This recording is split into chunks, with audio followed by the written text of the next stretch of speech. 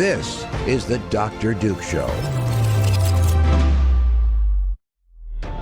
Hello, everyone, and welcome to the Dr. Duke Show. I am Dr. Duke, and I am joined by Dr. Jake Jacobs. Now, Jake, I know you are a lifelong Judeophile, that you have a degree in theology, a graduate degree in theology, that you have been intellectually and personally a friend of the Jewish people, and I believe I am too. I don't have a degree in theology, but I teach the Bible every time I can, and the Old Testament is a very, very amazing set of documents that I've taught to my classes whenever I get a chance to do so.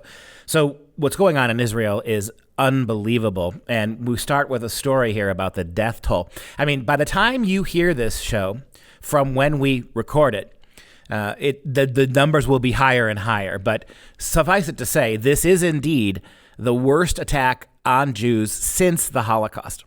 Since the Holocaust, in Duke, I can remember as a kid the Yom Kippur War when it happened my senior year in high school, and it was considered the worst event since the Holocaust. And the radical terrorist Muslims, the jihadi, they called for the extermination of Israel in 73, 67, 56, 48, since eternity.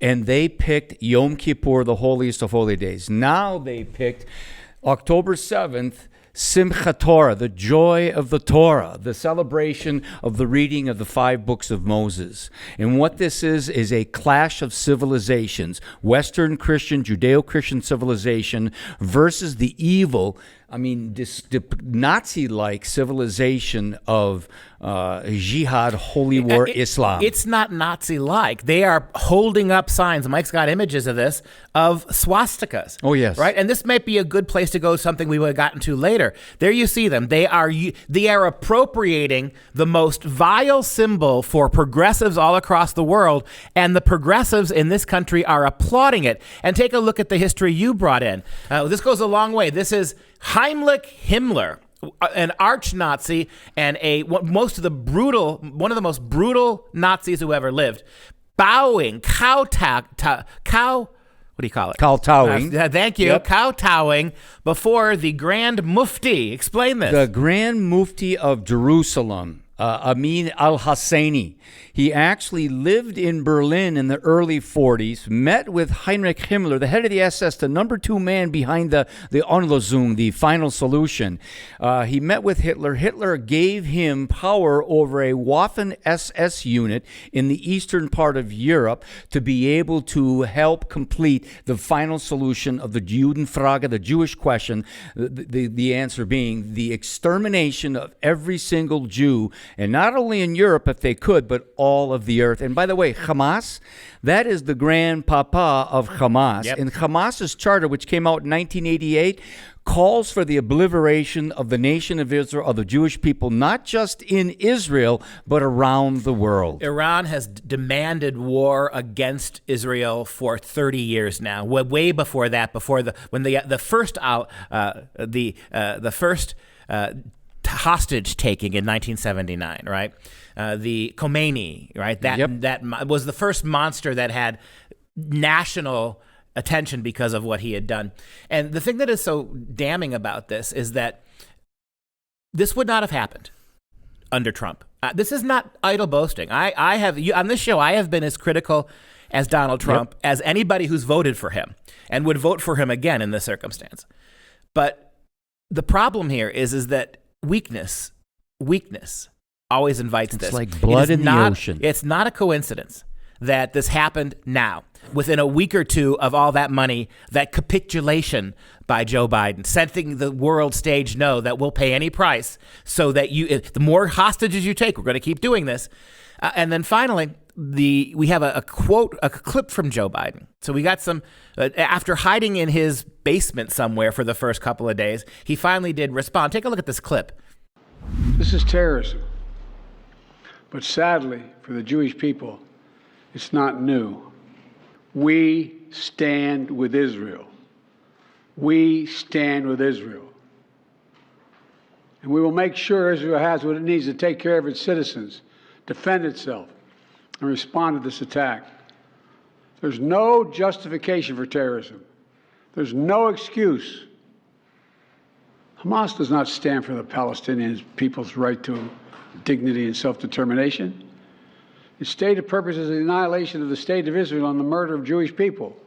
Like every nation in the world, Israel has the right to respond, indeed has a duty to respond to these vicious attacks.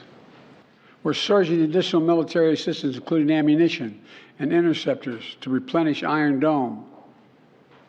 We're going to make sure that Israel does not run out of these critical assets to defend its cities and its citizens. Give the man credit, right? Let's give him credit for at least saying what he said. Having said that, who's the titular leader of the forces of the left in this country? It's Joe Biden. Who did they rally around to be the spokesperson for their ideology? Who has been signing off on, whether he's in his right mind or not, on the undermining of the military, the CRT, the LGBTQ stuff? Who's been doing this? Who's been capitulating to thugs like the Iranian leadership? Who's doing that? Now, if there's one person who should come out and say, on top of what he did say, all credit to him for it, and to those Democrats, those progressives, those college kids, those activists who are using this on the left as a tool to side with murder and torture and rape, you must change immediately. That's what we really need. Exactly. And I'm disgusted to think there was Kamala Harris in the background who endorses Black Lives Matter Marxists, which is an anti-Semitic, pro-Hamas, pro-Palestinian organization. And stop and think of this, Duke. Across the United States of America, from Berkeley to Florida to Harvard University, student organizations were crying from the river to the sea, Palestine must be free. That is a terminology that means the eradication, the annihilation of the state of Israel. The point is right now Biden knows he cannot and must not let the true, real world of what leftism is about to be shown to the world, so he's going to support Israel. Thank God. We had 2 aircraft carriers going. They're there right now, the Eisenhower and the Ford.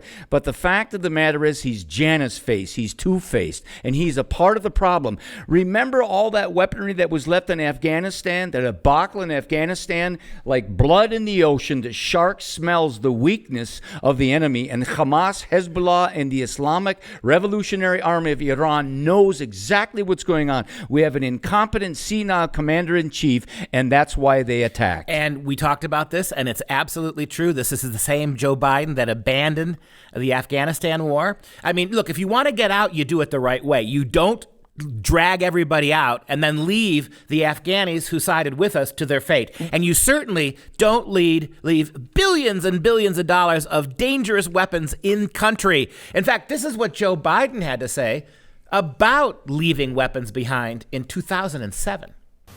If tomorrow the order goes out from I'm President of the United States, I issue an order, end the war today, begin to withdraw all American troops. It will take a year to get the American troops out. Do you hear me now? That's the truth.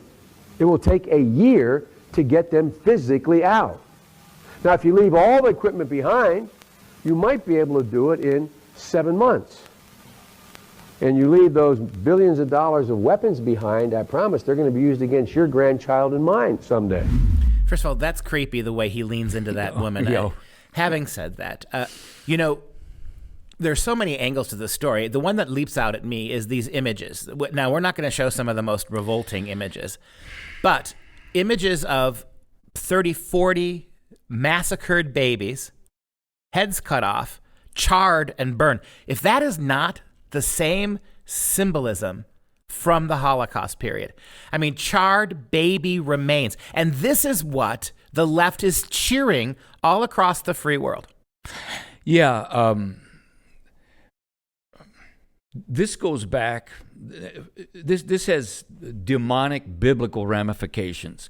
The area of Gaza, this is the source of Hamas, this is the source of the evil. This goes back to the time period of Goliath, of King David. It was not conquered by Joshua. That was a major mistake by Joshua. These are the demons of the god of Dagon. This literally is a demonic attempt, to quote Psalms 83:4, that the name of Israel shall exist exist no more. This is ultimately a war against the God of Abraham, Isaac, and Jacob, the God of Israel, manifesting itself right now through jihadi, Islamic holy warriors. These are despicable, vile human beings who literally, it is invoking the Holocaust. There is a connection between what the Nazis desired to do and the terrorist Muslims have desired to do since Muhammad in the Arabian Peninsula at the Battle of Trench, where they literally slaughtered Jews and took young girls as their concubines, and eventually Muhammad, one of his wives, ended up being one of these Jewish individuals. There's been a war against the people of Israel since the very inception of Islam. Yeah, we have a major player in the Judeo Defense League, right? Somebody who is very seriously Anti-Defamation League. His name is Jonathan Greenblatt. Listen to what he has to say about what's been done. And, parading women bleeding from the crotch because they were raped throughout Gaza while people hoot and holler and cheer. So look, when we say, oh, this was an escalation, it was bound to happen, I am sorry. This was a massacre that was pre-planned.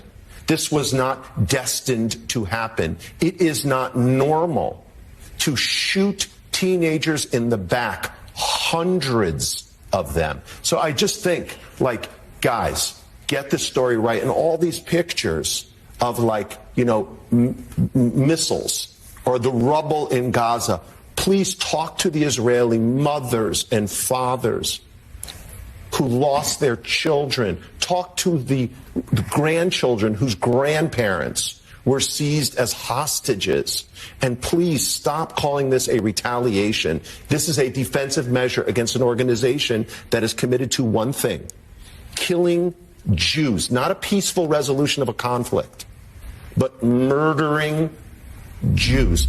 Now, again, we stand 100% behind what he says. However, organizations like his spend all their time attacking conservatives. They're leftists. They're absolute leftists. These are the same ones that are ignoring anti-Semitism in the left-wing organizations. I've never heard them call out Black Lives Matter. It's the same organization that calls conservatives and Christians fascists. You got it. So this is interesting. It is so bad that even leftists are realizing how bad the media has become. The language they use. The Nazis were notorious for using euphemistic language, which in essence was really about the final solution. And the modern legacy media today, it perverts language, it perverts reality. And I'm telling you, in a couple of weeks, when the IDF has to go into Gaza and they're going to go house to house, door to door. We know Hamas hides their weaponry and their jihad warriors in hospitals, in schools, in homes. And they have to come down. And they don't give a rat's patootie about their kids because they want to destroy and annihilate Jewish children. This is no longer off target now. Everything's a target. You have no choice but to do it. If they're firing from hospitals, then you take down the hospital. Look at Duke. You have no choice. For almost since 2008, the Israelis have had Operation this and Operation that, and it was political operations that was going to surgically try to take care of Hamas. You can no longer surgically and politically try to take care of Hamas. You must militarily finish Hamas, just like the United States military under Eisenhower finished Nazi Germany. Yeah, and we're going to take a short break and come back and talk about this. We just praised Biden for a rare moment of coherence vis-a-vis what was going on in Israel. But by the same token, he's the same guy who's calling a lid by 1 o'clock and doesn't want to deal with this either, or his handlers won't let him. We'll be right back.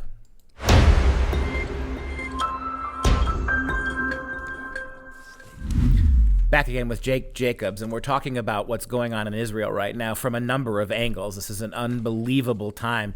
This is people have used the word the start of World War III a lot of times, the invasion of the Ukraine most recently. But boy, if there was ever an event that was a powder keg that could quickly escalate to world war, would be this one. You've got now, this is not just an isolated terrorist group sneaking across the border and retreating. This is multi-front war now.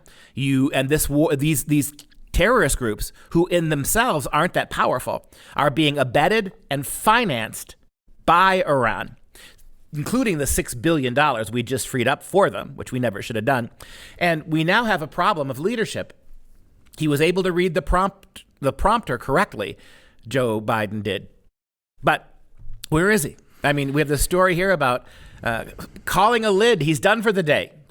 Other than that one instance, the administration has been pretty mum about all this. You and I, we've been talking about this a long time, that we are living in such a time period in world history, American world history, that we need a decisive, strong, lucid commander-in-chief.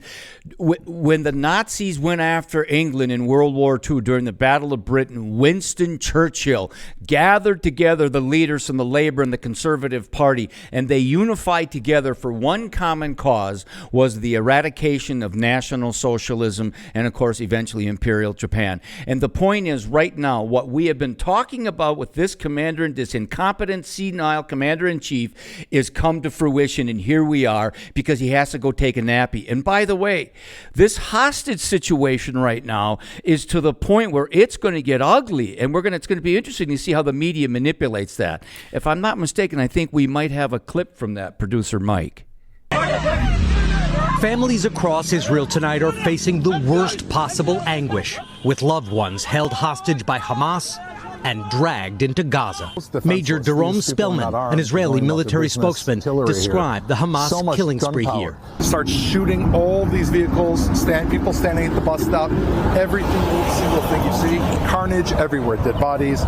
Then came a barrage of rockets from Gaza. Quite close. Get in. That's it. Everybody in. This is what we're up against. This is like a shooter situation in the U.S. Imagine 1,000 shooter situations happening constantly.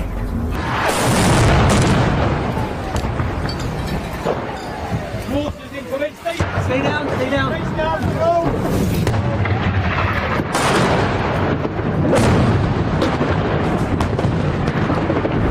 It's a war zone. It is an absolute war zone.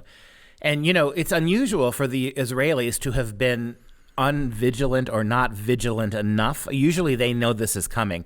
And this took them absolutely by storm. It's way too early to press them to begin to figure out why. But this is another issue I want to throw at you. Yeah. We have an open border. We've had it for 3 years now. Yep. Completely open border. Yep. People were coming in for the last 20 years, oftentimes unvetted. Now you have a situation where these insurgents, these terrorists, have gotten in unseen. If you don't realize that we have these people here in this country now, you are gravely misunderstanding how this works. We had 171 in the last 6 months, terrorist immigrants, people who had terrorist backgrounds got caught. If 171 of them got caught, do you honestly believe it's not 3 times that made it in?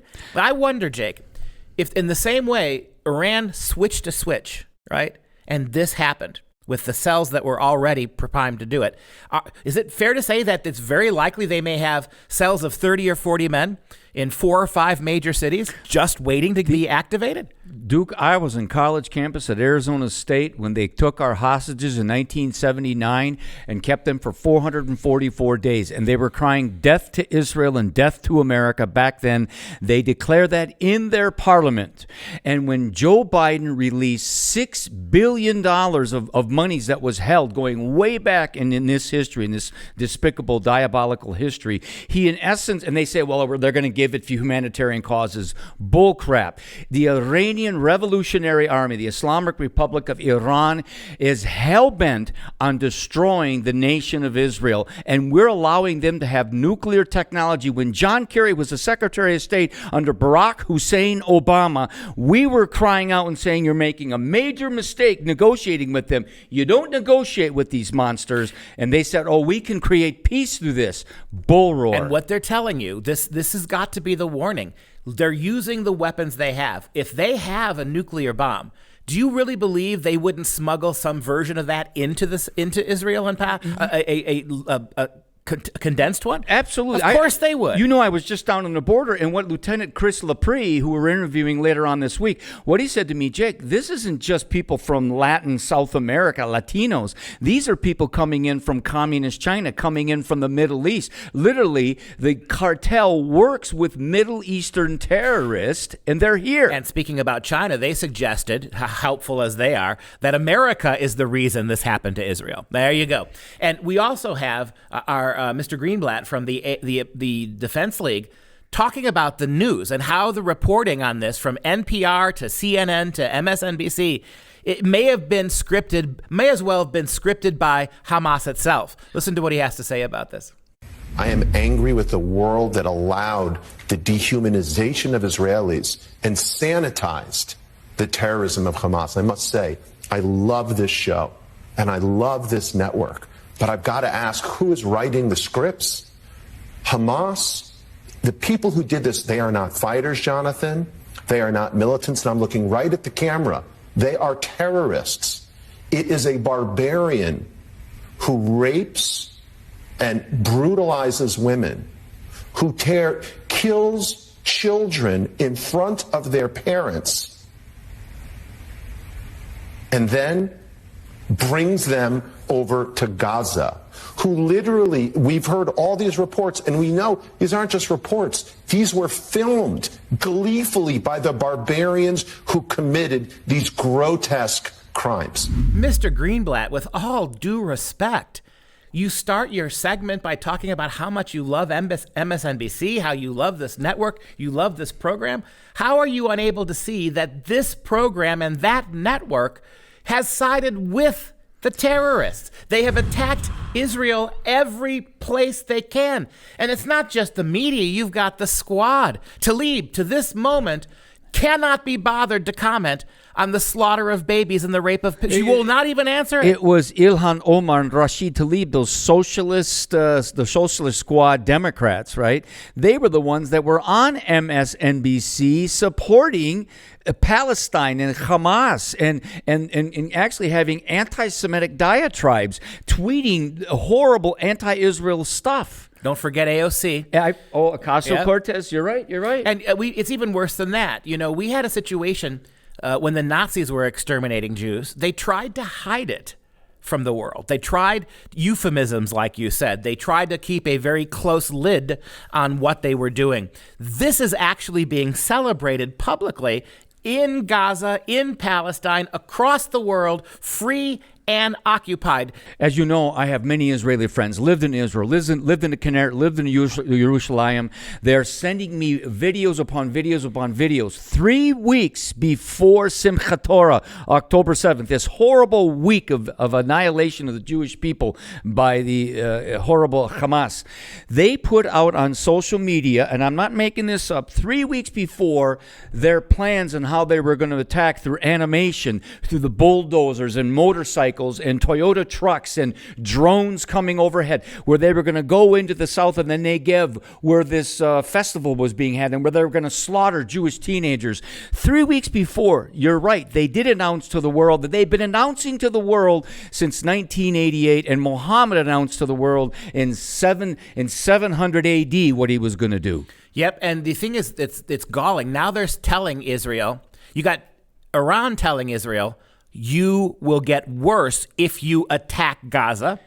And then you've got the Gazans themselves, the Palestinians, the Hamas, telling you that if you attack Gaza or you kill a single innocent person, which in their mind is the jihadis too, then we will slaughter the hostages on the air. And where is the American statement, federal government statement? Where is the statement about our hostages? What are they doing about it? They're not telling us anything. There seems to be nothing going on in regards to this. So again, they worked really hard to bring the hostages back from Iran, giving them a huge boost of economic power.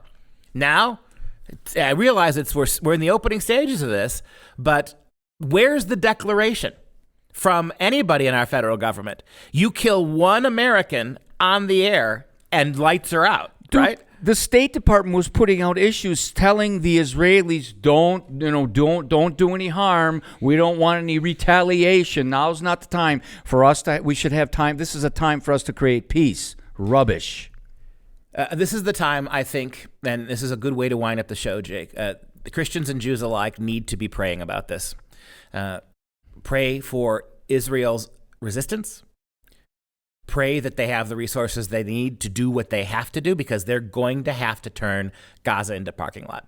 I mean, and let's not forget, because my university kids know nothing about this. This came up in my classes yesterday. And when we talked about it, 80% of the students in my classes, 3 classes, 80% didn't even know what was going on. When I said, what about what's going on in Israel? 8 out of 10 of my students, what are you talking about? What's going on? This is yesterday. I had to be the one to at least give them a clue. And I had a number of students whose response was, well, Israel deserves it. Now, when pressed, they couldn't tell me why. But the response was, well, this is because they're doing this because of what Israel did to them. And what exactly is that? Remember, Jake, you know this. 20 years ago, they allowed Gaza to become Palestinian. It was Jew that they destroyed the synagogues. Yes, All they the did. Jews. There's no Jews. The only Jews that are there right now are the hostages. And they did this as a show of support for a 2-state system. And they did this, put this border. They took their border away and put Palestinians and the Hamas that they elect into right their backyard. And in the name of peace, we'll do this. You give us peace. And they've never had peace. Right. And here's the other thing. I'm a little tired of hearing about innocent Palestinians. They keep voting for Hamas and Hezbollah, right? They keep voting for this. And if you keep voting for this, are you innocent of this? This is another question that has to be asked here. I'm going to give you the last statement on this, Jake, and then we'll wrap up. You know, they keep voting for Fatah, and Fatah is, they call them moderate Palestinians. They're not. They're cheering, they're glad that they killed the monkeys and the apes Jews. So the point is, there's no moderation in this. They chose this leadership just like Germany chose the National Socialist. Jake, you're exactly right. We're going to end the show here, and we'll keep you updated as the weeks go by. And again, like I said, pray for peace and pray for Israel. Shalom.